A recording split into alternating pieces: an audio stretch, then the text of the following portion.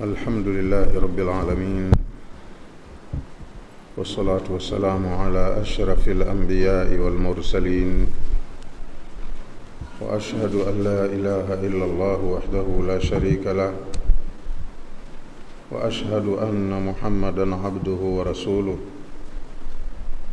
أرسله الله بالهدى ودين الحق ليظهره على الدين كله ولو كره المشركون. بسم الله الرحمن الرحيم.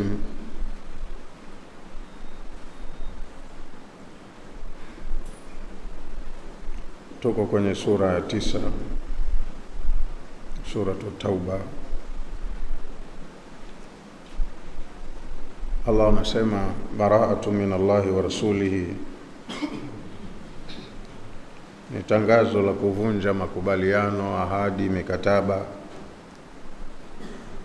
linatoka kwa Allah na mtume wake, ila alladhina ahadtum minal mushrikin. Tangazo hili wafikishiwe wale mliokubaliana nao, mnao mikataba nao katika washirikina ambao ni viongozi wa dini ya ushirikina pale Maka. Fasihu fil ardi 4 ashhurin, tembeeni katika ardhi kwa muda wa miezi 4. Bara'atun, tulisema maana yake,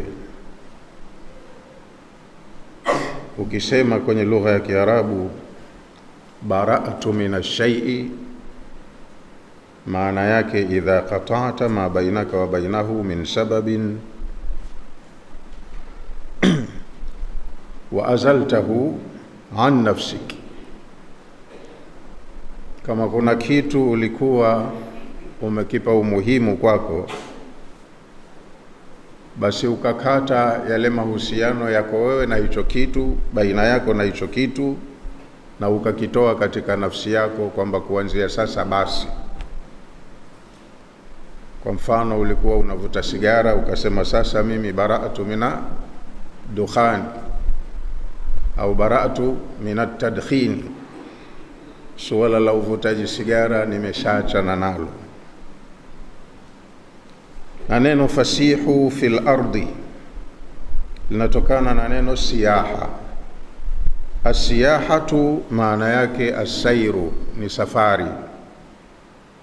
Kwa hiyo wameambiwa hao waliopigiwa baraa, tembeeni kwa raha zenu bila ya kubughudhiwa katika ardhi ya Allah.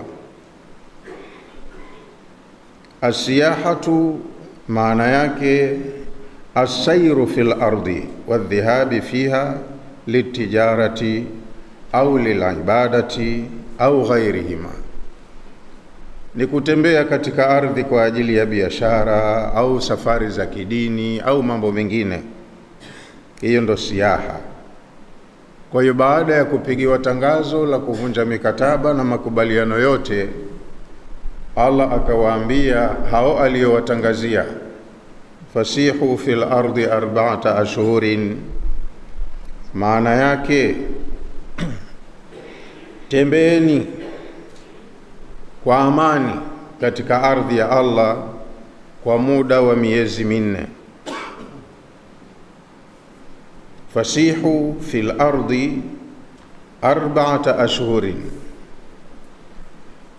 siru aminina ayuha almushrikun, tembeeni kwa amani enyi washirikina, muddata 4 ashhurin, kwa muda wa miezi 4.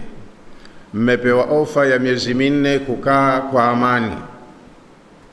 La yaqa'u bikum minna makruhun, ndani ya hiyo miezi 4 hamtopatwa na baya lolote kutoka kwetu, yani kutoka kwa Allah na mtume wake. Wameachiwa miezi 4.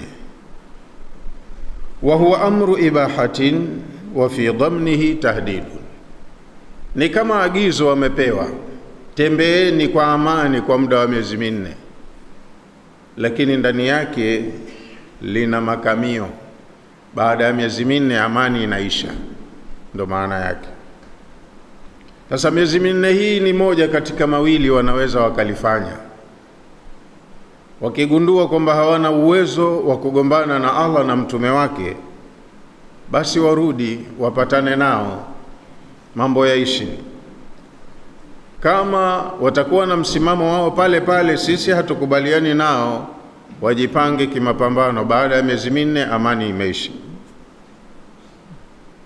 Lakini vyovyote watakavyoamua, hata wakiamua vita, Allah akaambia wa'alamu annakum ghairu mu'jizillah, eleweni nyinyi si wa kumshinda Allah, hamuna uwezo wa kumshinda Allah. La tafutunahu ta'ala, hamwezi kumkimbia au kumkwepa Allah mtukufu. Wa in amhalakum hadhihi almuddati, hata kama amekupeni muda kama huo wa kujipanga, kujiandaa, jipangeni, jiandaeni, fanyeni maandalizi. Lakini kwa vyovyote mtakavyojiandaa, hamna uwezo wa kumshinda Allah subhanahu wa ta'ala.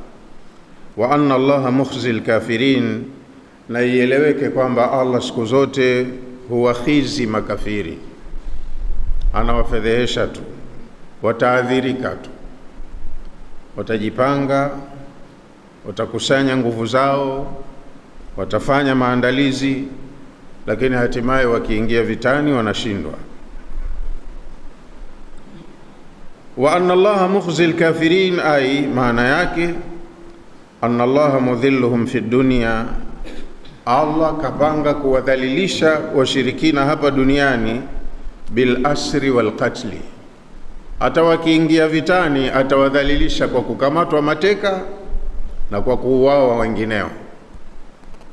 Watauawa na wengineo watakamatwa mateka.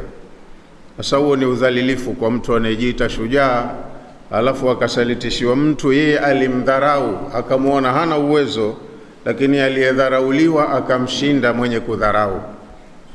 Ina maana udhalilifu mkubwa kwa yule ambaye alikuwa na jeuri kuingia mikononi mwa mtu aliyemdharau, akamuona mnyonge, akawa mateka wake, au kuingia naye vitani akapambana naye alafu yeye mbabe akapigwa. Allah anaambia atawadhalilisha tu duniani. Duniani adhabu yao, kudhalilika kwao duniani bil asri wal qatli, watakamatwa mateka na wengineo watauawa vitani. Wa fil akhirati, na atawadhalilisha pia akhira bil adhabi shadidi, kwa kuwaweka katika adhabu kali kwenye moto wa jahannam. Tangazo limetolewa mapema, kama wanajipanga, wanajiandaa, wajiandae. Lakini hata watakapojiandaa, wakiingia vitani, Allah kaamua atawadhalilisha. Wa adhanu min Allahi wa rasulihi ila nnasi, na hili ni tangazo linatoka kwa Allah na mtume wake, linakusudia lifikishwe kwa watu, watangaziwe watu. Adhanun maana yake al-adhanu al-i'lamu. Adhan maana yake ni kutambulisha. Wa minhu, na katika matumizi ya neno hili adhan, adhanu salati ni kama hizi adhana zetu tunazoitana kwenye sala. Akisimama muadhin akisoma adhana, anawatambulisha watu kwamba muda wa sala, muda wa kuja kumwabudu Allah umefika. Wacheni mambo yote, lililo muhimu sasa hivi ni hili. Kwa hiyo Allah katoa hiyo adhan, utambulisho unatoka kwake na kwa mtume wake, ila nasi, uende kwa watu. I'lamun ila kafati nasi, ni tangazo linakusudia kulengwa kwa watu wote. Bitabarru illahi ta'ala wa rasulihi min almushrikin. Tangazo hili Allah anataka lisomwe kwenye public, liwafikie watu wote duniani, waelewe kwamba Allah na mtume wake wameshavunja makubaliano yote na washirikina. Kuanzia sasa, wakati wote hapa amani inatoweka, kwa sababu hawaitaki amani. Na hii ndo kama tulivyopitia kwenye darsa iliyopita, mtume alimtoa Abu Bakar kama kiongozi wa mahujaji. Baada yake kuondoka Abu Bakari na mahujaji, akamtuma Ali ibn Abi Talib yeye ndo akawe mtoaji wa matangazo haya, akayasome siku ya Arafa. Arafa pale hukutana mahujaji wa nchi zote duniani waliobarikiwa uwezo wa kwenda, na pale kiongozi wa umma alikuwa husimama kuwahutubia mahujaji siku hiyo. Anapokea taarifa za mahujaji kutoka maeneo mbalimbali, na halafu yeye huwa anajipanga kutoa ufumbuzi wa taarifa hizo. Wanakuja watu kutoka Afrika, Asia, Ulaya, wapi, Waislamu, na wanaonana na kiongozi wa pale. Wakati huo ni Mtume. Sasa Mtume anapokea taarifa, Waislamu wa eneo fulani wanasikitika, wana shida fulani, kama vile wafanyakazi kwenye mikoa, idara na nini wanavyopeleka ripoti Ikulu. Mheshimiwa Rais akapitia mafaili, akajua ripoti za maeneo yote na shida zote, na akapanga namna ya kuzitatua. Yeye ndo kiongozi na anapaswa kujua shida ya anaowaongoza, na lazima yeye ndo awe na njia ya kutatua matatizo ya watu. Kwa hiyo siku ya Arafa watu wamekusanyika pale, tangazo hili la Allah lisomwe, kwa sababu watu kutoka pande zote za dunia wanakuwepo, wafikishiwe taarifa hiyo. Munayo habari ya jambo lililopo? Hatuna. Basi Allah na mtume wake kuanzia sasa wamevunja mikataba yote iliyokuwepo, makubaliano yote waliokubaliana kuanzia sasa yametupiliwa mbali. Tangazo hili litoke Yaumal Hajjil Akbari, siku ya hija kubwa, yani siku ya kilele cha ibada ya hija, kama mtume alivyokuwa anasema al-hajju Arafa. Hija yenyewe yote ni pale Arafa, ambapo watu husimama, na siku ya pili yake ndio ikawa sikukuu, al-hajju Arafa. Kwa hiyo siku ya mkusanyiko wa mahujaji ndio ilipangwa litolewe tangazo hili, mahujaji wote duniani walisikie, wakiondoka hapo wakirudi kwa jamaa zao wakapeleke taarifa. Lililoko ni hili, Allah na mtume wake wameamua hivi, litoke tangazo hilo Yaumal Hajjil Akbar, yani yaumun nahri, siku ya kuchinja, alladhi, siku ambayo huwa afdalu ayyamil manasiki, ndo siku bora katika siku zote za ibada ya hija, siku ya kisimamo cha Arafa. Pale watu wapewe taarifa ya tangazo hili la Allah na mtume wake. Qala Zamakhshari, amesema Zamakhshari, usifa al-hajj bil akbari, imesifiwa hiyo haji kwamba ni kubwa, haji kubwa, siku ya haji kubwa. Lianna al-umrata, kwa sababu umra tusamma al-hajjul asghar, inaitwa ni hija ndogo. Sasa hija kubwa ni hii ibada yenyewe ya hija, na kilele cha hiyo ibada ya hija, pahala patukufu zaidi katika ibada zote zinazofanywa kwenye hija, ni siku ya Arafa. Kwa hiyo siku hiyo lisomwe mbele ya watu tangazo hilo. Wa adhanu minallahi wa rasulihi, kuna tangazo hili linatoka kwa Allah na mtume wake, ila nasi, lifikishwe kwa watu wote duniani. Lini? Siku gani ya kulifikisha? Yaumal Hajjil Akbar, siku ya hija kubwa. Tangazo linasema anna Allaha bari'un minal mushrikina wa rasuluhu, hakika ya Allah na mtume wake wanatangaza kuwa wamejitenga na makubaliano yote na washirikina. Imefutwa mikataba yote baina ya Allah na mtume wake na washirikina. I'lamu lahum, hili ni tangazo kwa watu, bi anna Allaha, wajulishwe watu kwamba Allah bari'un minal mushrikina wa uhudihim, Allah kashajivua, kazikataa, kafuta nyaraka zote za makubaliano baina ya washirikina na yeye. Ahadi zote walizoahidiana ziko outdated. Wa rasuluhu, na mtume wake, yani Allah na mtume wake wako pamoja, wanatoa tangazo hilo. Allah yuko mbali na makubaliano hayo, wa rasuluhu bari'un minhum aidan, na mtume wake pia yuko mbali na makubaliano yote na washirikina. Alafu Allah akawanasihi hao aliowavunjia mikataba, akawanasihi kwa kuwaambia, fa in tubtum, muda wa miezi 4 mmepewa, zingatieni vizuri na halafu mfanye maamuzi yanayofaa.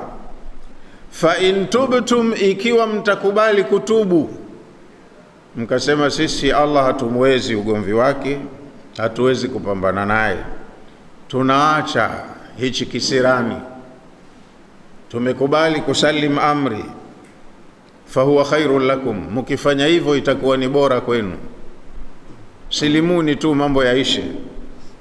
Fa in tubtum, nyinyi washirikina mkitubu, fahuwa khairun lakum, inakuwa ni khairi kwenu.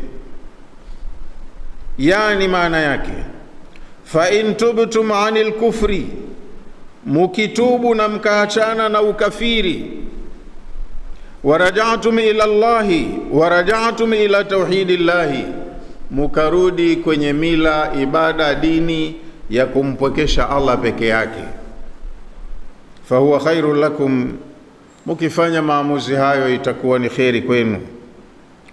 Minatamadi fi dhalali, kuliko kuchagua kung'ang'ania kuendelea na upotevu.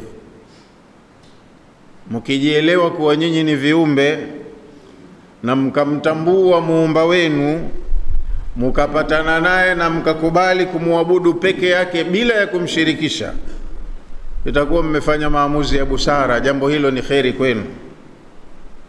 Lakini the opposite is the case, kinyume chake, wa in tawallaitum, mukijifanya jeuri mukapuuza ruhusa hiyo, fa'alamu annakum ghairu mu'jizillah. Karudia tena Allah kauli yake, eleweni hata mkijipanga kivita, nyinyi hamuwezi kumshinda Allah. Nyinyi mtabaki kuwa ni viumbe tu, hamuwezi kumzidi mbinu na nguvu muumba wenu. Fa'alamu, wa in tawallaitum, mukikataa kutubu na kurejea kwake, fa'alamu, jueni, annakum ghairu mu'jizillah, vyovyote mtakavyojipanga nyinyi hamuwezi kumshinda Allah. Yani maana yake, wa in a'radhtum 'anil islami, mukipuuza kusilimu, kujisalimisha kwa muumba wenu na Mola wenu mlezi, wa abaitum illa listimrari ala alghayy wa dalali, na mkang'ang'ania tu mkaendeleza ugomvi wenu katika chuki na upotevu, fa'alamu, eleweni, annakum, hakika yenu nyinyi washirikina, la tafutuna Allaha talaban, hamwezi kukwepa kushikwa na Allah. Yani kama itakuwa Allah anakutakeni akutieni kwenye nguvu zake au adhibu, hamuna uwezo wa kumkwepa, kumkimbia. Hamna pa kukimbilia mkasema hapa tutakuwa tuko mahala salama, hawezi kutushika wala hawezi kutupata wala hawezi kutuma askari wake wakatushinda. Hamwezi nyinyi kumshinda Allah. Wala tuajizunahu haraba, wala hamwezi kumkimbia. Yani nyinyi hamwezi kutafuta mahala salama asiwafike, wala hamwezi baada ya kumfanyia vitimbi kusema tutamkimbia. Hamwezi kumdhuru wala hamwezi kumkwepa. Yani vyovyote mtakavyochagua, mashaka yanarudi kwenu nyinyi wenyewe. Wabashiri alladhina kafaru bi'adhabin alim, aya ikamalizia anaambiwa mtume, wabashiri alladhina kafaru, wabashirie wale wanaokufuru, bi'adhabin alimin, kwamba watapata adhabu yenye maumivu makubwa. Bashiri alkafirina, wabashirie makafiri, bi'adhabin mu'limin muji'in yahillu bihim, wabashirie adhabu yenye machungu inayouma ambayo hamna namna, lazima itawafika tu. Hawana mahala pa kukimbilia, wakasema huko tutakuwa tuko salama, nguvu ya Allah na nguvu ya mtume wake haitufiki. Wabashirie adhabu inayouma. Qala Abu Hayyan, amesema Abu Hayyan, ja'ala al-indharu bisharatan, Allah ametumia lugha ya maonyo kwa lugha ya bishara. Katumia neno la kuwaonya watu kwa lugha ya bishara. Wabashiril ladhina kafaru, bishara huwa ni jambo la kheri, jema. Sasa unambashiria mtu kitu kinachofurahisha, chenye matumaini, lakini mbashirie adhabu, si mahala pake kwa mpangilio wa lugha. Lakini Allah ametumia mahala pa maonyo, akatumia bishara, ala sabili istihzai bihim, kwa njia ya kuwafanyia istihzai. Ala sabili listihzai bihim, katumia njia ya kuwafanyia istihzai. Kama kuna jambo linawafurahisha, wanalipenda, basi jambo lenyewe litakuwa ni adhabu yenye machungu makubwa. Wa fi hadha wa'idun azimun lahum, haya ni makamio makubwa kwa watu wanakwenda kinyume na muumba wao. Hii lugha kwa mwenye kufahamu maana inatisha, lakini hao wanaoambiwa kama hawaielewi. Wabashirie wanaokufuru au watakaokataa adhabu inayouma. Illa alladhina, isipokuwa tangazo hili haliwahusu wale watu ambao ahadtum, muna mikataba nao, minal mushrikina, katika washirikina. Tangazo limetolewa kwa watu wote, linatoka kwa Allah na mtume wake, linaenda kwa washirikina. Lakini kama wanavyosema wazungu, no rule without exception. Hakuna sharia ambayo ndani yake mna vifungu vya kuvua baadhi ya watu, baadhi ya mazingira. Sharia yoyote ina exceptions. Sasa tangazo hili la kuvunjwa mikataba halitawahusu washirikina ambao, illa alladhina, ila halitawahusu washirikina ambao ahadtum minal mushrikin, munao mikataba nao katika hao washirikina. Lakini washirikina wenyewe thumma lam yankusukum shay'a, wamekuwa wastaarabu. Tangu mlipokatibiana mambo, wao wamelinda mikataba yao, hawajaonyesha jeuri, hawajaenda kinyume. Hawa waliofanya ungwana haliwahusu tangazo hilo. Wengine walikuwa sio waungwana, wanaahidiana jambo, halafu wanapita kwa mlango wa nyuma, wanacheza na akili za watu, wanavunja makubaliano na wanafanya yale ambayo walikubaliana yasifanyike. Kwa hiyo tangazo lipo kama kawaida, lakini kwa wale ambao mpaka sasa wameheshimu mikataba, hawajaiendea kinyume, hawa nyinyi msiwavunjie mikataba yao, itabaki kuwa active. Illa alladhina ahadtumuhum, isipokuwa tangazo hili haliwahusu washirikina mliokubaliana nao, walam yanqudu al-ahda, lakini mpaka sasa hawajatengua ahadi zao. Waungwana hawa, faatimu ilaihim ahdahum, hawa mikataba yao itakuwa hai, watimizieni muda wa mikataba yao kama mlivyokubaliana. Vurugu zitakazotokea washirikina wa aina hii haziwahusu, madamu wamelinda mikataba na nyinyi mnawalinda, wabaki kwenye amani na mikataba itakuwa inafanya kazi. Waislamu wamekatazwa wasiwe mwanzo kuvunja makubaliano, waiheshimu. Lakini hii imevunjwa kutoka kwa amri ya Allah mwenyewe, kwa sababu waliovunjiwa mikataba walikuwa frequently na wao wanakwenda kinyume na hiyo mikataba. Kwa hiyo inakuwa haina kazi ile mikataba.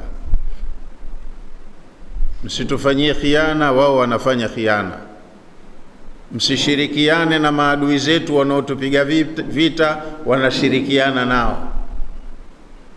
Kwa hiyo kaambiwa hawa hawafai. Vunja mikataba yote, ingia nao vitani. Illa alladhina ahadtumuhum, isipokuwa washirikina mliokubaliana nao.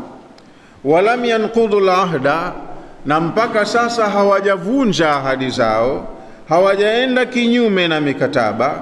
Faatimu ilaihim ahdahum, watimizieni muda wa mikataba. Tuna mkataba wa miaka 10, mtaendelea kuulinda mkataba huo mpaka miaka 10. Madamu mliokubaliana nao ni waungwana, wanaheshimu mikataba, na nyinyi heshimuni.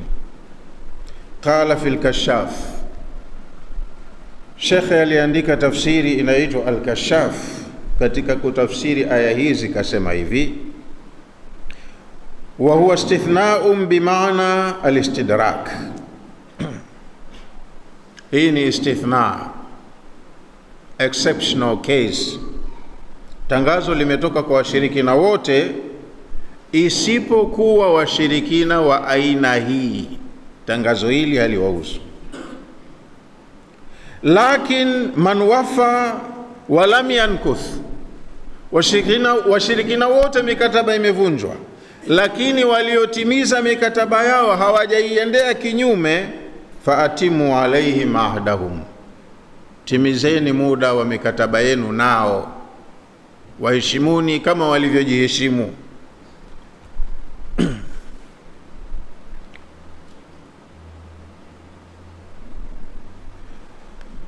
Wala tujiruhum majarahum, msiwapitishe hawa wenye kujiheshimu mapito mnaowapitisha wasiojiheshimu. Lazima mtofautishe.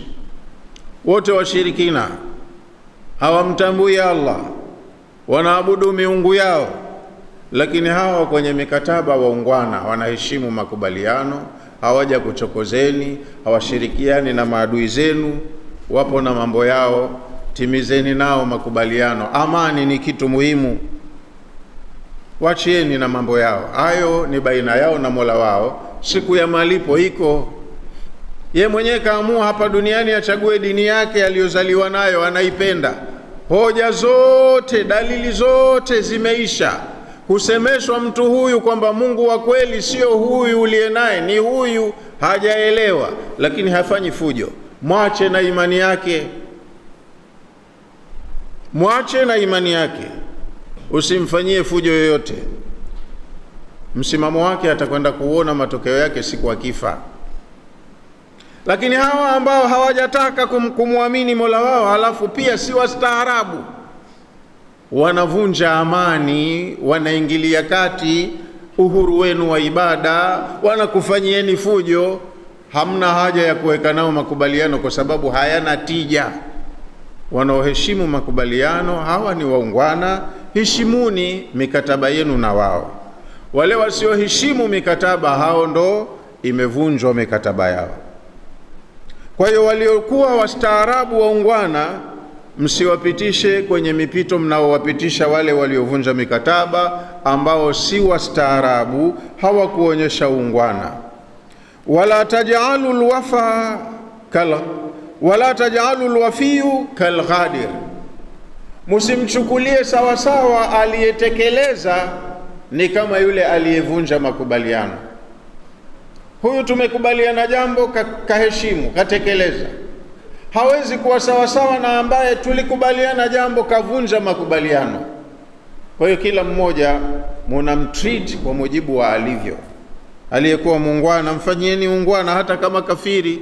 Ukafiri ni chaguo lake mwenyewe, halitowadhuru nyinyi. Lakini kwenye masala ya miamala yanayoingilia kati maisha yenu, uhuru wenu, haya mnatakiwa muwe wakali, muyalinde. Thumma lam yankusukum shay'a, hiyo exceptional case iliyopo, illa alladhina ahadtum minal mushrikin. Tangazo hili halitawahusu wale mnao mikataba nao katika washirikina. Thumma lam yankusukum shay'a, halafu baada ya hiyo mikataba hawajatenda any mistake, hawajakukoseeni adabu kwa kutengua chochote kwenye mikataba yenu. Lam yanqusu min shuruti almithaqi shay'a, wamefanya uungwana na wameonyesha ustaarabu, hawajapunguza chochote katika yale ambayo mmekubaliana nao. Hawa walindeni, ilindeni mikataba yenu na hawa. Jengine, walam yudhahiru alaikum ahada, wameonyesha uungwana kwamba wanajua nyinyi mna maadui, lakini wao wamezuia mikono yao, hawakukubali kushirikiana na yoyote anayewapiga vita. Inawezekana nina mkataba wa amani na kabila fulani, yeye kabila huyo hajanichokoza, haingilii kati mambo yangu, lakini kuna mlango wa nyuma hupita akashirikiana na adui anayekuja kunipiga vita moja kwa moja. Ndio hiyo yudhahiru, wanashirikiana alaikum, kuwahujumu na mwengine. Mimi simpigi kwa sababu nina mkataba nao, lakini naweza nikakupa msaada wa mali, gharama za kutayarisha vita nitatoa. Ukitaka mafunzo nitakuletea wataalamu wakufanyishie zoezi jeshi lako. Ukitaka silaha nitakuletea. Yeye hakupigi, lakini anamuwezesha atakaye kupiga. Huyu pia kavunja mkataba. Ana mikataba ilikuwa inasomeka hivyo: hukubaliani na imani yangu, sawa, lakini naomba tukubaliane usinipige vita, na tukubaliane usimsaidie yoyote katika maadui zangu wanaonipiga vita. Sawa, nimekubali, mnasaini mkataba. Mwingine kaheshimu mkataba, mwingine hajaheshimu mkataba. Aliyeheshimu mkataba yeye hakupigi wala hakubali kutumiwa na anayekupiga, na wewe muheshimu mtu kama huyo. Huyu muungwana, anapenda amani, mbakishe katika amani. Usimuingize kwenye orodha huyu na yule wote washirikina ndo wale wale. Lazima utafautishe mwenye madhara na asiyekuwa na madhara. Hana madhara usimfikishie madhara, dili na yule anayekufikishia we madhara peke yake. Inafahamika hiyo Uislamu umekamilika kwenye kila idara, na kama mna wataalamu katika rasilimali watu, lazima mupange vizuri kuwatumia kwenye mambo kama haya ya kimataifa.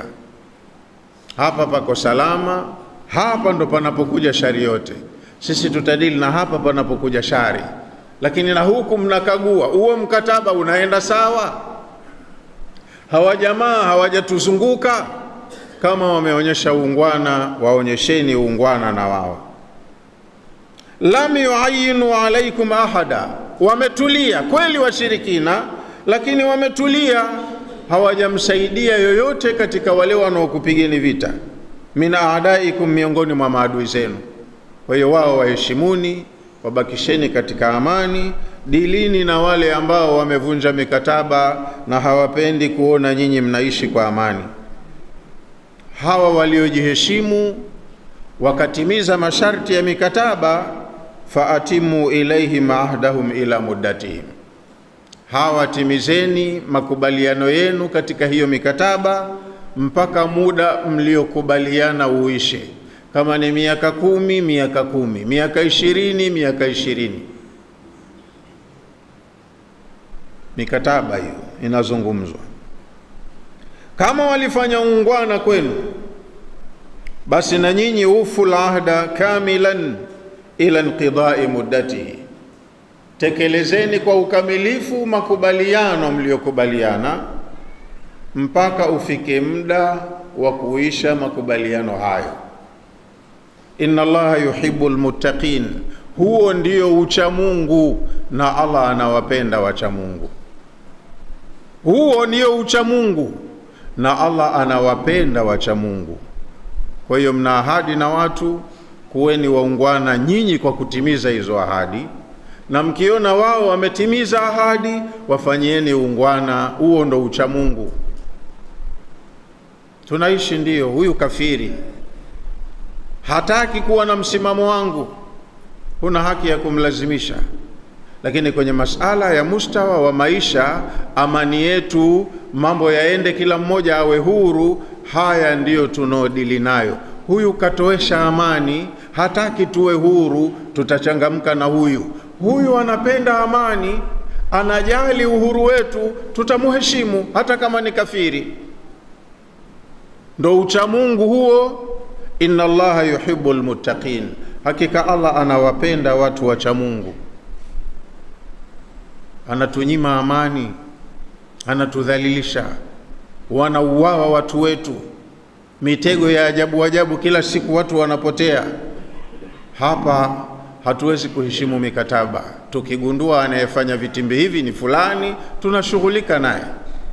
Lakini kuna mwingine tuna mikataba naye, katulia, hafanyi vituko kama hivi, mwache afanye mambo yake kwa mila yake, ukafiri wake ni wake mwenyewe. Sisi tutamtendea uungwana kwenye miamala kama hii ya kimaisha.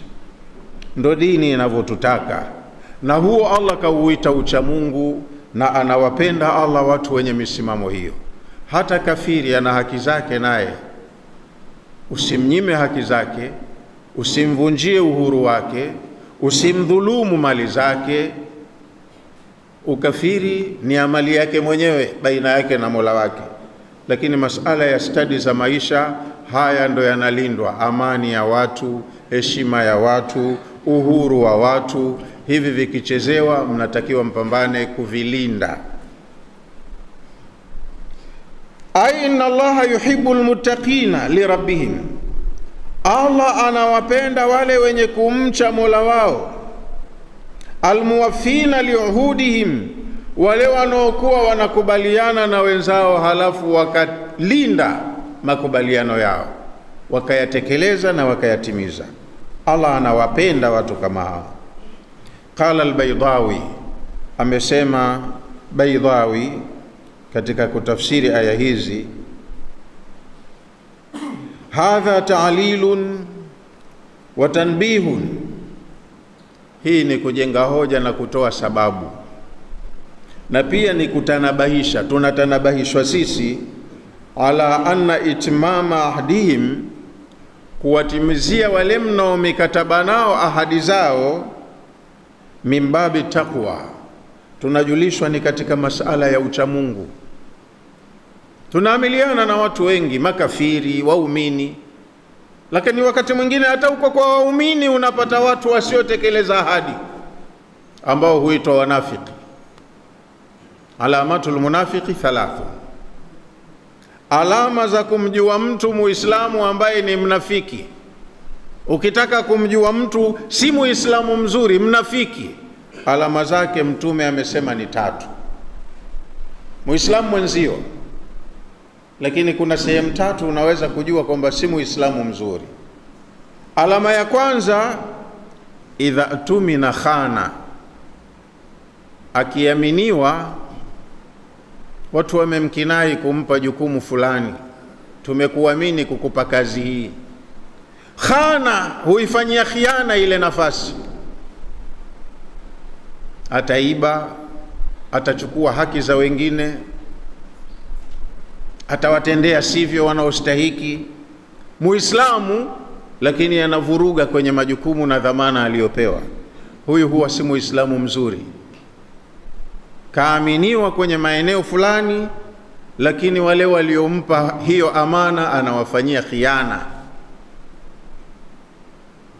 Si mshirikina, si kafiri, muislamu anaonekana, lakini anakuwa ni khain. Chini kwa chini hatutendei haki. Ni alama ya kwamba huyu mtu pamoja na uislamu wake ana elementi za unafiki, si muislamu mzuri. Alama ya kwanza ni khiana. Ya pili, wa idha waada akhlafa, mara zote akiahidi jambo hatimizi ahadi zake, ana khalifu miadi. Mtume ndo anasema hivyo hata kama ni muislamu mwenye tabia hii anatiliwa mashaka kwenye uislamu wake, si mtu wa ahadi. Anaahidi mwenyewe, anajicommit, alafu anakuwa ni mwenye kwenda kinyume na ahadi zake. Na alama ya tatu, wa idha khasama fajara, akigombana na mtu akiwa kwenye mizozo hakubali nasaha. Muislamu akinasihiwa hukubali, moyo wake unarudi, kwa sababu haya ni mambo yanayofungamana na masala ya akida na ibada, yanafanywa kwa watu kutaka radhi ya Allah. Lakini mtu ananasihiwa asema ataje huyo Mungu mwenyewe hapa ili mimi sikubali. Huyu na ibilisi hawana tofauti. Alipoambiwa nimeumba kiumbe nikimkamilisha huyu mpe heshima, asema kwa huyu mimi sikubaliani na wewe. Kwa hiyo anagombana, panatokezea misunderstanding, wakikutanishwa kusuluhishwa ili apatane na mwenzake mambo yaende vizuri, yeye anakuwa hakubali. Sasa kama kwa muumini, kwa Muislamu kuna vitu kama hivi vinavyomtoa katika murwa, lakini vinapatikana kwa mshirikina kafiri, basi huyo mshirikina kafiri mtendea haki, na wewe utakuwa huko katika pati ya uchamungu. Kutimiza ahadi, kuwatendea watu haki ni katika uchamungu, ndivyo tunavyojulishwa na hii aya. Baidawi amesema hivyo, hadha ta'lilun, hii ni sababu, Allah ametupa sababu, wa tanbihun, na anatuzindua, anatutanabahisha, ala anna itmama ahdihim, nyinyi kutimiza kwenu ahadi na washirikina kama hawa waliokuwa waungwana, mimbabi taqwa, ni katika mlango wa uchamungu. Mtakuwa nyinyi mmefanya takwa, mko katika haki, mmetenda sawa. Qala ibn Abbas, habrul umma Abdullah ibn Abbas naye amesema, kana qad baqiya lihayin min kinanatin, ilikuwa kumebakia jimbo moja la kabila la Banu Kinana, min ahdihim 19. Banu Kinana walikuwa wana mkataba na Mtume sallallahu alayhi wasallama, wametia mikataba hiyo international correspondence ya mambo ya kulinda amani na mambo mengine ya kuwapa watu uhuru kufanya ibada zao bila kuwabughudhi.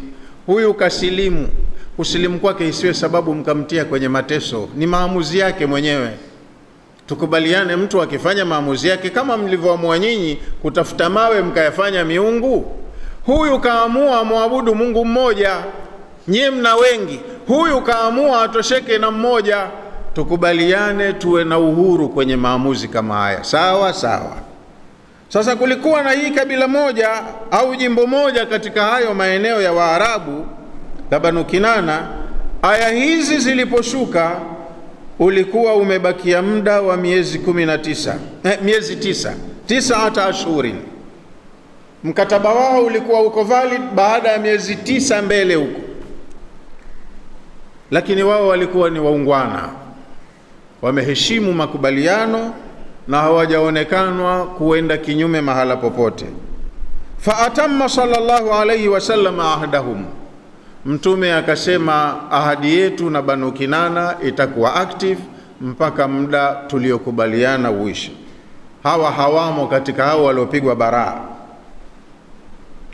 Fa idhan salakha al-ashhurul hurum, aya inayofuata Allah anasema, si wamepewa miezi 4 ya kujidai,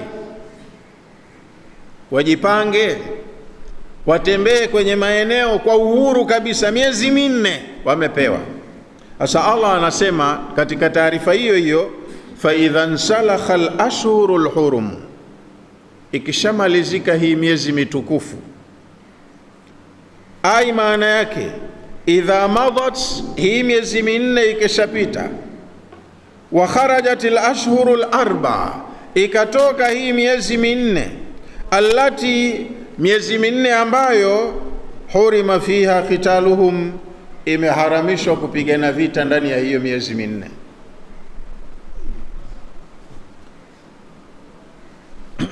Faqtulul mushrikina, anzisheni vita kabla ya hiyo miezi 4. wameambiwa washirikina watembee kifua mbele, hawatobughudhiwa. Miezi 4 ikisha tu liamsheni, yani mtume na waumini wapambane na hawa watu watovu wa nidhamu wanaovunja mikataba. Faqtulul mushrikina, ikimalizika hiyo miezi pambaneni na washirikina haithu wajadtumuhum, popote mtakapowakuta, isipokuwa wale mlioambiwa madamu ni waungwana muwalinde. Hawa wengine pambaneni nao popote mtakapowakuta. Uqtuluhum, piganeni nao fi ayi makanin au zamanin, mahala popote na muda wowote. Min hillin au haramin, wakiwa wako katika mwezi mtukufu au usiokuwa mtukufu, nyumbani au nje ya nyumbani, Maka, pambaneni nao. Qala Ibn Abbas, na amesema Ibn Abbas, fil hilli wal harami wa fil ashhuri al hurumi, wapigeni katika mahala kwenye haram, nje ya haram na kwenye miezi mitukufu. Baada ya huo muda wa miezi 4 waliopewa, vita vitaanza, na vita vikianza ndani yake mnaweza mkaingia mwezi mtukufu, wao waendelee tu.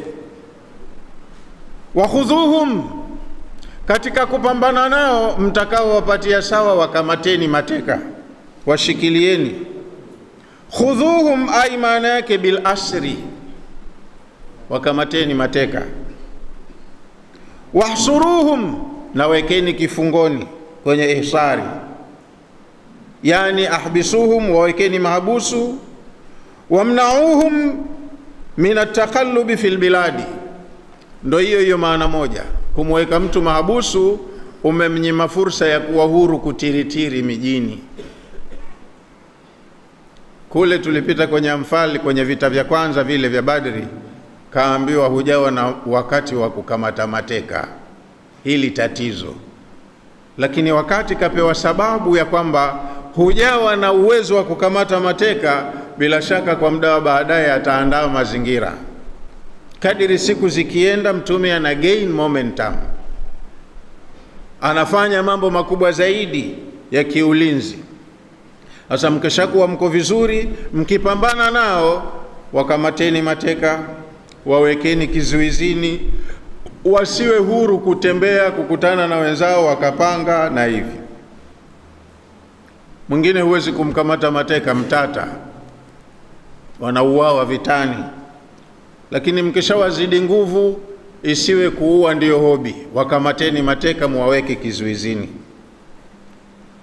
In tuhsinu fahsuruhum, mkishakuwa mna uwezo wa kuwamiliki, wawekeni kizuizini.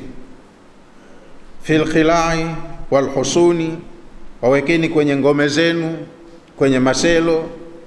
Hata yataru au yutaru ila alqatli au alislam, mpaka yatengenezeke mazingira. Kafanya fujo huko kizuizini, atauawa. Kaona haki ilipo, sema hawa kweli nguvu walionayo ina msaada wa Mungu, kasilimu, ndo jambo linalotakiwa. Asilimu au akifanya fujo atauawa. Waqudu lahum kulla marsadin, jipangeni muwakalie kila maeneo ya kuwavizia, maana na wao huwa wanavizia, wanatafuta sehemu kwenye weakness, tutapenya vipi tuingie eneo fulani tukafanya hujuma fulani. Na nyinyi Waislamu jipangeni kiulinzi. Qudu lahum kulla marsadin, yani muwe makini katika kuweka ulinzi sehemu nyeti za maeneo yenu, wasije wakapenya hawa wakaleta madhara. Uqudu lahum fi kulli tariqin yaslukunahu, wategeni na muweke barriers, muweke ulinzi kwenye kila njia ambazo wao huwa wanapita. Watatafuta na wao ujanja, tupenye wapi, tutokezee sehemu fulani tukafanye nini. Na nyinyi kwenye maeneo yenu mujipange vizuri. Warqubuhum fi kulli mamarin, wavizieni kwenye maeneo yote ambayo kwa kawaida huwa wanapita, au mnategemea nyinyi hawa wataplani kupita maeneo fulani, tangulieni nyinyi mkaweke kinga, mjilinde huko. Kila sehemu ambayo inategemewa hawa watapita, kaeni mlinde kwenye mipaka yenu. Fi kulli mamarin yajtazuna minhu fi asfarihim, wategeni na muweke ulinzi kwenye kila njia ambazo wao huwa kwenye safari zao kwa kawaida wanapita. Wanakaa watu kwenye nchi zao, utaona maeneo ya mipaka, kwenye njia rasmi, njia kuu na njia zisizo rasmi. Nyinyi mnajua wanaweza kupenya sehemu fulani, nyinyi mkaweke huko ulinzi. Nchi inalindwa, na mkifanya uzembe ndo hujuma zinakuwa nyingi. Watu wanakuja wakaleta uharibifu kwenye mali, wakateketeza roho za watu, wakaharibu majengo, wakakuharibieni mazao kwenye mashamba, wakafanya hivi. Kwa hiyo mujilinde kwenye nchi yenu na shari za hawa jamaa, ni amri kutoka kwa Allah hii. Qala fil bahri, amesema mwanawachuoni aliandika tafsiri inayoitwa al-Bahri al-Muhit. Wa hadha tanbihun, ili ni tanabahisho. Allah anatutanabahisha ala anna al-maqsuda, makusudio ya maagizo haya ya Allah, isalul adha ilaihim, kama wao wanavyofanya maudhi, na nyinyi muende kwenye zile sababu ambazo wao hupata kuzitumia kufanya maudhi. Waudhini kama na nyinyi wanavyokuudhini. Idha isalul adha ilayhim bikulli wasilatin, mujipange na nyinyi muwafanyie maudhi kwa kutumia njia yoyote, kama ambavyo wao hutumia njia nyingi kukufikishieni maudhi. Muwe makini kutrace hizo njia, na nyinyi mzibe mianya mapema. Bikulli wasilatin bitariqi alqitali, kila njia ambayo wao huitumia kufanyia fujo kwenu, izibeni hiyo njia kwa mipango na mikakati ya kivita. Wekeni beria za kijeshi kwenye maeneo ambayo watapenya kuja kuleta madhara kwenu. Au bitariqi al-ightiyali, au mara nyingine hufanya vitu vya kushtukizia vya hila, mkashtukia tu mmeathiriwa sehemu fulani, na nyinyi muamke muwe mapema kulinda hivyo vitu. Hawa watu hufanya hichi na hichi na hichi, hutumia mbinu hii na hii na hii, na nyinyi kaeni na wataalamu wenu, mkae mujipange, mfikiri hizi tutazizuiaje hizi njama zao, hujuma hizi tutapunguzaje makali yake, na nyinyi mjipange kiulinzi ili kupunguza madhara, watu wenu wakae salama. Wamefundishwa watu katika dola changa ya Waislamu Madina, fa intabu, watakapoona mmewawekea ngumu, mko vizuri, wakiamua kutubu. Sema wa jamaa sasa hivi hawawezekani, wako vizuri, sio wapumbavu kama pale mwanzo. Fa intabu, wakitubu makafiri hawa, na toba yao ni kule kukubali Uislamu ni dini ya haki, wakasilimu. Wa aqamu salata, na baada ya kusilimu wakasimamisha sala kama nyinyi mnavyosali, wakajua sisi ni viumbe tuna haki ya kuwasiliana na muumba wetu. Wa atau zakata, na wakajua kwenye Uislamu kuna jukumu la mwenye mali ikifikia kiwango atoe zaka, na wao wakakubali agizo hili wakatoa zaka. Wakisilimu wakakubali kusali baina yao na Mola wao, wakatoa zaka za mali zao. Maana yake fa intabu ani shirki, wakitubia kutokana na ushirikina wao, wakaacha ushirikina, wakakubali la ilaha illa Allah. Wa adau ma furida alaihim min as-salati wa zakati, na wakakubali baada ya kusilimu kutekeleza faradhi walizofaradhishiwa waumini kama kusali na kutoa zaka. Fakhallu sabilahum, zile sehemu mlizoweka beria wafungulieni, wapeni uhuru wa kutembea watakapo. Walipokuwa maadui zenu mnatahadhari nao, mmewawekea ngumu kwenye kila njia, lakini mkiwaona wamenyoka sasa, ni ndugu zenu katika dini, vile vikwazo waondoleeni, wawe huru kupita, kwenda, kurudi, kununua, kuuza. Mkiona wamejirekebisha, washakuwa ndugu zenu katika imani, fakhallu sabilahum, wafungulieni njia zao, waachieni njia. Yani kufu anhum, acheni kuwadhibiti, kuwawekea vikwazo. Wala tataaradu lahum, wala msiwataaradhi kwenye masala ya kimaisha. Watakuwa wana right ya kwenda mji huu mji ule, wakachukua cha huku wakaenda wakauza kule, chukua cha kule wakaja wakauza huku, wakatengeneza maisha yao. Inna Allaha ghafurur rahim. Huu ndo ungwana. Alikuwa mkorofi lakini karudi sasa akawa mtu mwema, basi Allah anamjua anayejirekebisha. Na kwa mtu ambaye anajirekebisha, atamkuta Allah ni mwenye kusamehe yaliyopita na ana rehema, atamfungulia fursa, amuondolee maovu yake na ampeleke katika upande wa rehema zake. Anayekubali kutubu, kasilimu, kaacha makosa yake yote yanasamehewa, anakuwa ni mtu huru kama watu wengine, kwa sababu Allah ndo tabia yake. Ghafurun, ni mwenye kusamehe sana makosa. Rahimun, ana rehema kwa waja wake, huwatoa kwenye kuangamia akawapeleka kwenye mafanikio. Fa inna Allaha wasi'ul maghfira, Allah ni mkunjufu wa maghfira, warahma, na ni mkunjufu wa rehema vile vile. Liman taba wa anaba, kwa mtu yote anayetubia makosa yake na akafuata utaratibu, akaelekea kwenye dini ya haki. Allah anamjua aliyejirekebisha, humfungulia milango yake, akakubali kumsamehe makosa yake na akamuongoza kwenye rehema zake, akaondoka vizuri katika dunia akiwa ni mtu mwenye mafanikio. Wa in ahadu minal mushrikina istajarak, Allah akamwambia mtume wake, wa in ahadu minal mushrikina istajaraka, ikiwa mshirikina yoyote atakutaka jiwar. Istajaraka maana yake talaba jiwaraka, yani amanaka.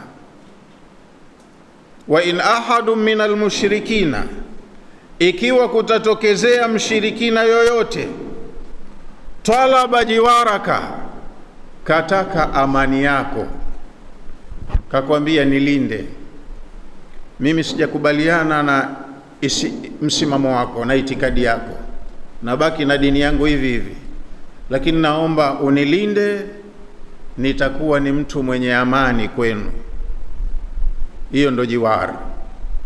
Zamani hakukuwa na masala ya immigration. Hizi ni taratibu za kisasa. Lakini kwa mfano mtu anatoka zake Persia, si Mwarabu, kaja zake kwenye eneo la Waarabu, pengine huko maisha yamemzonga, hana amani, anatafutwa kwa shari, kasema nitakwenda kuishi Arabuni. Hawezi kuingia Arabuni mtu ambaye sio Mwarabu mpaka ampate Mwarabu amdhamini. Uongozi wa Waarabu ujue fulani anakaa hapa kwetu, yuko chini ya himaya ya fulani, kwa hiyo huyo fulani anayemuhami, huyo ndo anakuwa jaruhu, kampa kinga, ulinzi. Lolote likitokezea, yule mwenyeji aliyemdhamini ndo atajibu. Imefahamika hiyo eh? Sasa hivi ndo kuna taratibu za kwamba uwe na visa, sijui uwe na pasi, uwe na hivi na hivi. Lakini zamani unakwenda Maka, unaenda Madina, hawakutambui, lazima umpate mwenyeji wa Maka, mwenyeji wa Madina, anayefahamika, mwenye nguvu, aseme huyu ataishi hapa chini yangu. Si lazima uishi nyumbani kwake, unaweza kuishi popote, lakini huyu anaishi hapa kwa dhamana ya fulani. Sasa ikitokezea mshirikina yoyote kaja kutaka jiwari, kinga, amani kwa Mtume sallallahu alaihi wasallam, anaambiwa ampe amani. Katoka kwao hujui alivyotoka, kapenda kuja kuishi hapa, mkubalie. Lakini ikitokezea hiyo fursa, ndo kama ninavyosema, uangalizi unakuwepo wa kutosha, mwendo wake, nidhamu yake, dasturi yake, isiwe kaja na ajenda zake anataka kutimiza hapa. Kama kaja kwa kheri, atakaa kwa kheri na atakuwa ni mwenye amani tu kabisa. Wa in ahadun minal mushrikina istajaraka, yani inistaamanaka mushrikun, akaja mshirikina kutaka amani yako umlinde, wa talaba minka jiwaraka, akataka jiwar kwako, nataka nikae hapa kwa ulinzi wako, nilinde, niombe idhini ya kukaa hapa, nitakaa hapa kwa dhamana yako wewe. Akija mtu kama huyo na ushirikina wake, faajiru, mlinde, mwache aishi. Uislamu haujampiga mtu marufuku asiyekuwa Muislamu kuishi kwenye jamii ya Waislamu. Atabaki na ushirikina wake, atabaki na Ukristo wake, atabaki na ubuda wake, anakaa. Ndo Zanzibar, ndo maana utakuta kuna Wahindu, wa China pia walikuwepo. Kuna Wazanzibari wa China wengi tu hapa, wamezaliwa hapa, hata kwao China hawakujui. Watu wa dini zote wamekuja. Kwa hiyo kaja kutaka himaya ya hapa imuhami, mpe hata yasmaa kalam Allah. Huenda ikawa ni fursa kwake, akiishi na watu waumini atayasikia maneno ya Allah. Kama akili yake iko salama, anaweza akakunjuliwa ufahamu, akaelewa uzito wa maneno hayo, akajua kumbe mimi nilikuwa napotea, hawa jamaa wenzangu wako kwenye haki. Ataathirika na tabia za Waislamu, ibada za Waislamu, maneno ya kitabu cha Allah, ndio hiyo kalamullah, atayasikia yakisomwa, yakizungumzwa. Huenda ikawa kukaa kwake hapa kwake yeye faida. Yani kaja mtu mshirikina kutaka kuishi hapa kwenu, aminhu, mpe amani, mkubalie kukaa, hata yasma alqur'ana wa yatadabbarahu, ili apate fursa ya kuisikia Qur'ani ikisomwa, na maadamu ana akili timamu atazingatia maelezo ya Qur'ani. Qala Zamakhshari, Qur'ani ina athari hata kwa asiyefahamu lugha, lakini ina muathiri, ina mvuto fulani. Kama akili yake iko salama, atajituma kutafuta ukweli. Hichi kitabu cha aina gani?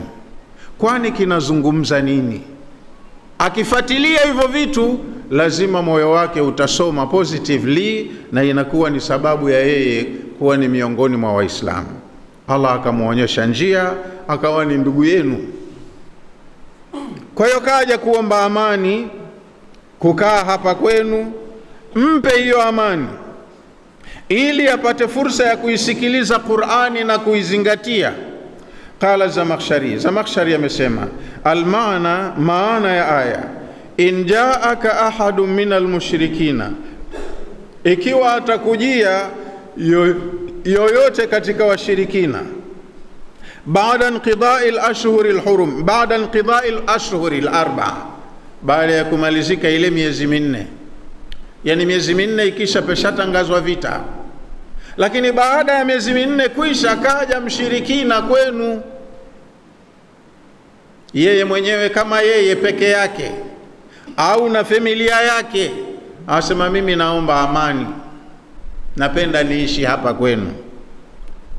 La ahda bainaka wa bainahu, tena mshirikina mwenyewe hamna mafungamano ya mikataba baina yako na yeye. Kaja yeye mwenyewe tu, hajaja kwa niaba ya taifa lake, kabila lake, kaja mwenyewe tu. Fastamanaka, akakuomba amani. Liyasma tad'u ilayhi, liyasma ma tad'u ilayhi, ili akae kusikiliza mwenyewe, anafanya utafiti. Kwani wewe watu wanakupiga vita, unalingania nini? Kwa nini kuna uadui mkubwa baina ya watu na wewe? Anataka kujua chanzo. Mina tauhidi wal Qur'ani, hichi unachokilingania katika kusema Mungu ni mmoja tu, ambao watu hawakubali, wana miungu yao mingi, na kwamba kuna Qur'ani ndo kitabu ulicholetewa cha muongozo. Kaja kutaka undani wa hivi vitu, usimfukuze. Faajirhu, mpe amani, mlinde. Faaminhu, mpe amani, hata yasmaa kalam Allahi wa yatadabbarahu, ili ayasikie maneno ya Allah na ayazingatie mwenyewe moyoni mwake.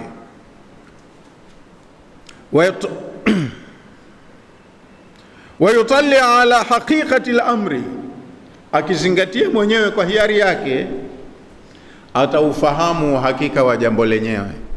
Atajua wewe unalingania nini na uzito wa unacholingania na hivi vingine ukoje. Aqulu, Zamakhshari anasema, hadha ghayatun min husni almuamalati wa karami alakhlaqi. Anasema huu ni upeo wa juu wa tabia njema na muamala mzuri wa kuamiliana na watu alofundishwa Mtume. Na mwenye Mtume alikuwa anasema, adabani rabbi fa ahsana ta'dibi, mimi Mola wangu kanifundisha adabu, tena kanifundisha adabu vizuri kweli kweli. Alikuwa Mtume anajua kukaa na kila aina ya mtu, kuongea na kila aina ya mtu. Kwa hiyo kaja kutaka kukaa hapa, usimtimue, mwache akae, na msikilizishe kile ambacho wewe umetumwa kukilingania kwa watu. Asikie Qur'ani na ataona practice ya watu ambao wameisoma hiyo Qur'ani. Usimnyime haki hiyo. Lianna almurada, kwa sababu makusudio ya mikakati yote hiyo, wazuieni, watafuteni, piganeni nao, makusudio yake laisa nilu min alkafirin. Hawaambii Waislamu wajitenge na makafiri, kwamba wao wawe na society yao mbali na makafiri wawe mbali. Sio lengo. Lengo ni yale maafa wanayoyafanya makafiri yadhibitiwe. Kila siku utasikia watu 100 wameuawa huko, 70 wamekutikana, wamekufa. Chuki yao tu kwenye dini. Hasa mikakati ile, funga mipaka, wafuatilieni, piganeni nao, ni kukomesha uhalifu tu. Kama watakuwa ni waungwana, wanaishi vizuri, tunachanganyika bila ya tatizo lolote. Huyu kaamua baki na dini yake hiyo ya kuabudia masanamu, huwezi kumlazimisha kuachana nayo, lakini awe muungwana, ndo lengo. Lengo sio kuwabagua Waislamu waishi mbali na makafiri wakae mbali, sio lengo. Bal, lakini iqna'ihim wa hidayatihim, lengo kwa watu waliopewa huu mwongozo wawakinaishe hawa wasioujua kwa hoja, na halafu wawaelekeze kwenye haki. Ndugu yangu, kweli una dini, lakini hebu linganisha itikadi yako na itikadi hii, Mungu wako au miungu yako na uwezo wa Mungu huyu mmoja. Umkinaishe kwa hoja na umuelekeze kwenye lililo la sawa, hata yaarifu alhaqa, mpaka wautambue ukweli. Fayatabiuhu, wakiutambua ukweli uko wapi, watafuata ukweli, ndo lengo.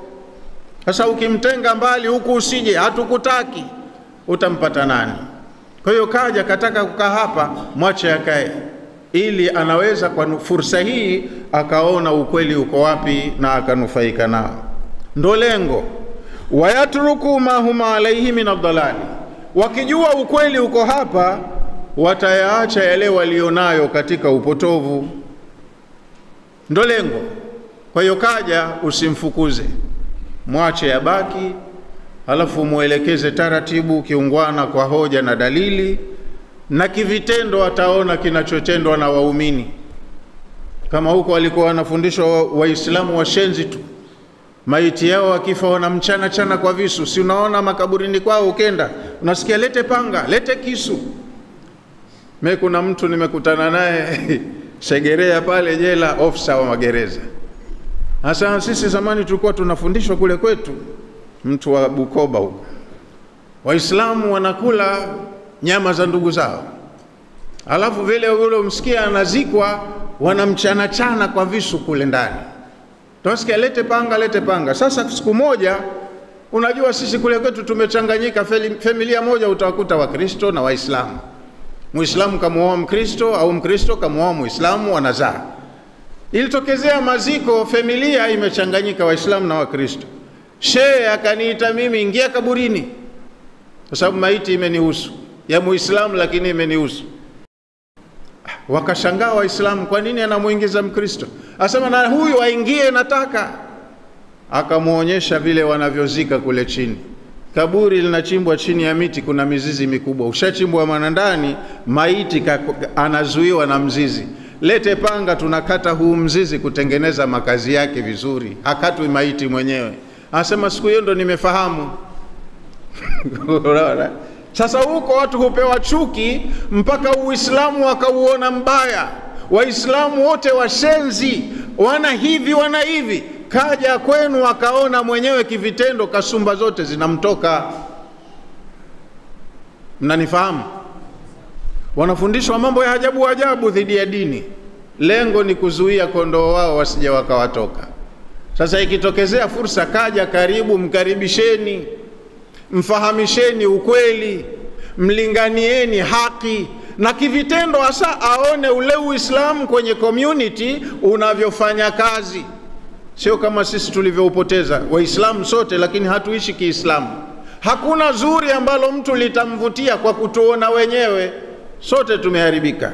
Lakini hapo Uislamu ulipokuwa umesimama, umefikia climax, watu walikuwa wanaathirika na tabia tu za Waislamu, jinsi wanavyoishi. Mwenyewe ana moyo unarudi, anakuwa mpole, anakuwa ana hamu ya kuuliza masuala, kujifunza, kuomba baadhi ya vitabu. Na siku hizi alhamdulillah vitabu vimetafsiriwa kwa lugha nyingi tu. Anajua Kiingereza, mpe cha Kiingereza. Anajua Kiswahili, mpe cha Kiswahili. Atajifunza taratibu, akiuona ukweli anakuwa sio mgumu kukubaliana na ukweli na kuacha yale mambo ya kijinga alionayo. Thumma, kesha akishajifunza chochote katika kusikia Qur'ani, ablighuhuma amana, mfikishe kwa salama kwenye eneo lake, kwenye familia yake, kwenye watu wake. Yani thumma, kesha baada ya kukaa nanyi kwa muda, akaona na kusikia ya Uislamu, lam yuslim, hakuathirika na chochote na kabaki hajasilimu, faausilhu ila diyari qaumihi, wewe mwenyewe hapo kiongozi wa hapa, mchukue umfikishe kwenye miji ya watu wake. Kama kwenye tension za kivita hizi, kaona ni hatari kurudi kwao mbali, kaja hapa, mimi naomba nikae kwa amani, sina ugomvi na nyinyi, kaeni naye, mlinganieni, ataona kivitendo. Hakuridhika na Uislamu, baadaye mchukueni nyinyi mumrejeshe kwao. Ndo alivyokuwa analelewa Mtume hivyo. Thumma ausilhu ila diyari qaumihi, kisha kama hakutaka kusilimu baada ya kukaa nanyi, kusomewa Qur'ani, kuona Waislamu wanachofanya, hajaathiriwa na chochote, ausilhu ila diyari qaumihi, mchukue umpeleke kwenye miji ya watu wake, kwenye familia yake, allati, jamii ambayo yaamanu fiha, atakwenda kukaa nayo kwa amani.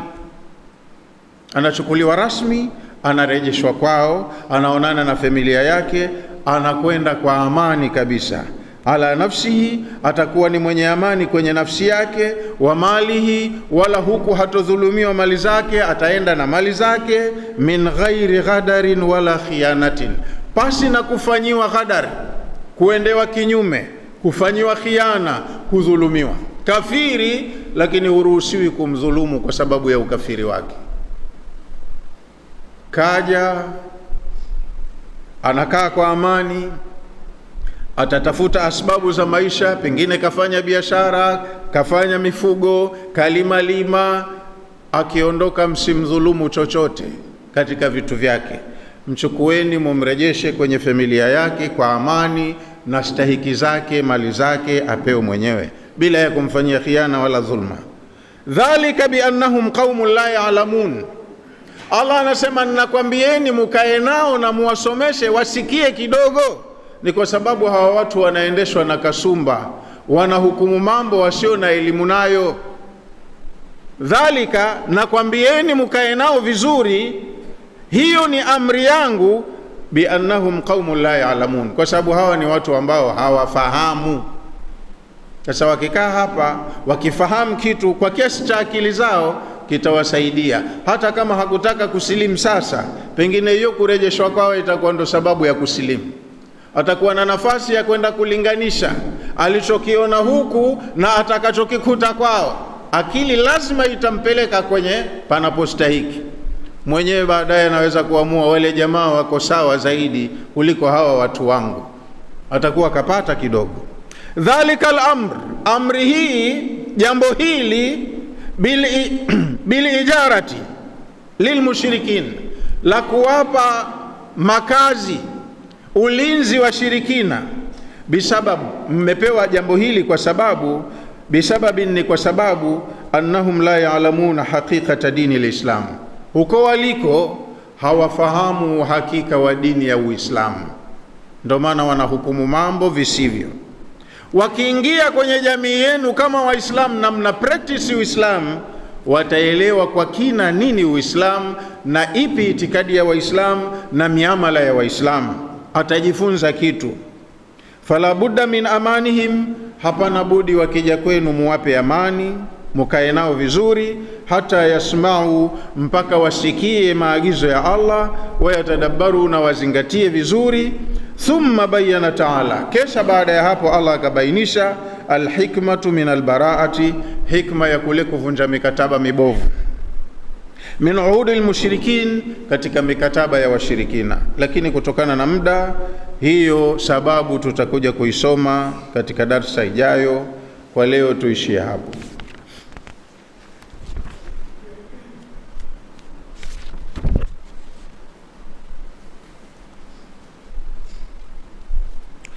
Taishia hapo aya 6 leo inshallah. Bismillahirrahmanirrahim.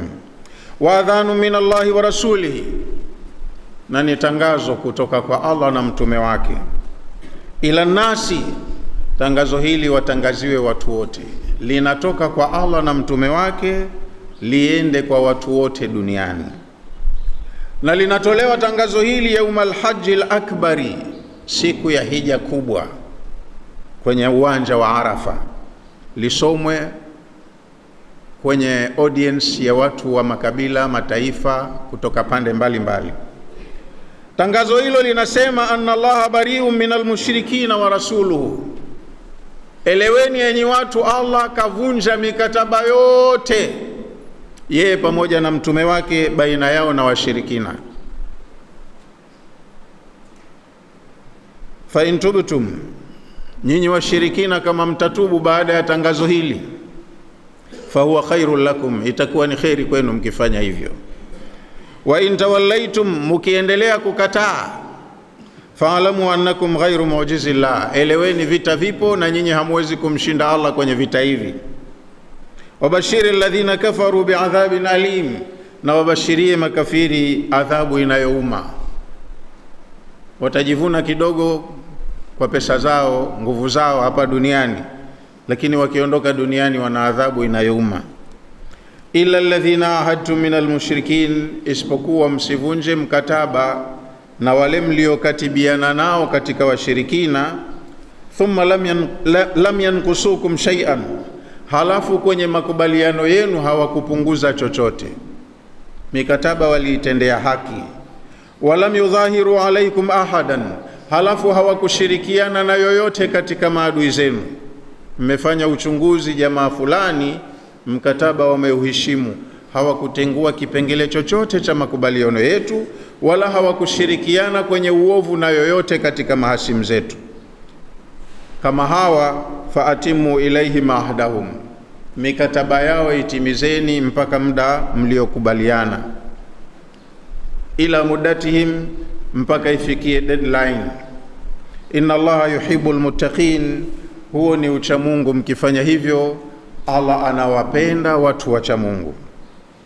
Fa idhan salakha al-ashhurul hurum, ikimalizika hii miezi mitukufu, faqtulul mushrikina haythu wajadtumuhum, anzisheni vita na washirikina popote mtakapowakuta. Wakhudhuhum, wakamateni mateka. Wahsuruhum, na muwaweke kizuizini, maabusu. Waqudu lahum kulla marsadin, na kwenye njia zote wanazopita kaeni kiulinzi, kwa tahadhari ya kuja kufanya hujuma kwenye community yenu. Fa intabu, wakitubu, wa aqamu salata wa atau zakata, kutubu kwao ni kwamba wakubali Uislamu ni dini ya haki na Mola anayestahiki kuabudiwa ni mmoja tu. Wakilikubali hilo, wajue kuna wajibu wa kusali na kutoa zaka. Wakiyakubali hayo, fakhallu sabilahum, wafungulieni njia zao, wawe huru kupita hapa na pale, kwenda huku na kule, kufanya hili na lile, hata kama wamebaki na ushirikina wao. Lakini watakaokuwa huru ni wale watakaosilimu, wakasimamisha sala, wakatoa zaka. Fakhallu sabilahum, wanakuwa ni ndugu zenu, waachieni njia zao. Inna Allaha ghafurur rahim, hakika Allah ni mwenye kusamehe na mwenye rehema kwa anayetubu na kujirekebisha. Wa in ahadu minal mushrikina istajarak, na ikiwa yoyote katika washirikina kataka himaya kwako, faajirhu, mpe himaya, akae kwako, hata yasmaa kalam Allah, mpaka asikie maneno ya Allah.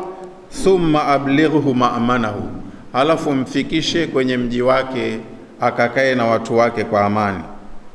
Dhalika biannahum qaumun la ya'lamun, ruhusa hiyo ya Allah ya kwamba muwaweke kwenu wasikie maneno ya Allah ni kwa sababu hawa watu ni watu wasiofahamu. Hawaufahamu kwa huko nje waliko Uislamu, wakija huku kwenu ndo wataufahamu Uislamu. Ila sisi Waislamu wa sasa, narudia, sisi hatuishi Kiislamu. Kwa hiyo yoyote kafiri anaishi na sisi haoni tofauti na sisi na yeye, kwa sababu sisi tumeacha mila yetu, tunafuata mila yao. Kwa hiyo hakuna kinachomvutia katika Uislamu. Wanaosifika kwa wizi, Waislamu wanaongoza. Wanaosifika kwa zinaa, Waislamu ndo wenyewe. Wanaosifika kwa kutokuwa na uaminifu, Waislamu wanaongoza kwa wizi, khiana, utapeli na kila kitu. Hasa kinamvutia kitu gani kwa Waislamu mpaka akaona ni dini ya haki? Lakini kwa wakati ule ilikuwa Waislamu popote wanapoishi ni tofauti na watu wenye imani nyingine. Maisha yao tu Waislamu ni da'wa tosha, inawaathiri watu wengine, wanavutiwa na maisha yao, jinsi walivyowakarimu, wanavyopendana, kila mmoja anavyojali mwenzake, wanavyotenda haki kwenye maamuzi, kwenye hukumu na kila kitu. Wallahu a'lamu. Wassalamu alaikum wa rahmatullahi wa barakatuh.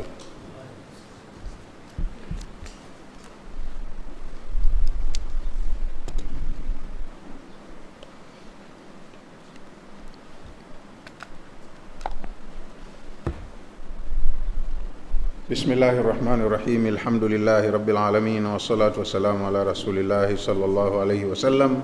ربنا تقبل منا إنك أنت السميع العليم، وتب علينا إنك أنت التواب الرحيم، واغفر لنا وارحمنا إنك أنت الغفور الرحيم.